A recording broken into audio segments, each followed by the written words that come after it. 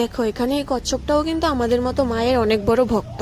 মায়ের ভক্ত হলেও আমাদের জন্য কিন্তু উনি ভগবানই। তো সবাই মায়ের দর্শন করার পরে পুকুরটাতে চলে আসে কচ্ছপ আর মাছগুলিকে বিস্কিট খাওয়ানোর জন্য।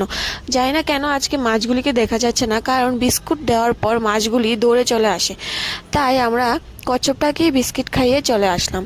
তারপর আমরাও চলে এসেছি কিছু খাওয়ার জন্য, কারণ আমরা তো বাড়ি থেকে কিছু না খেয়ে এসেছি, কারণ ভোগ দেওয়ার জন্য তো উপোস থেকে ভোগ দিতে হবে। তাই ভোগ দেওয়ার পর বিস্কিট টিস্কিট খাওয়ানোর পর আমরা এখানে চলে এসেছি কিছু খাওয়া দাওয়া করার জন্য।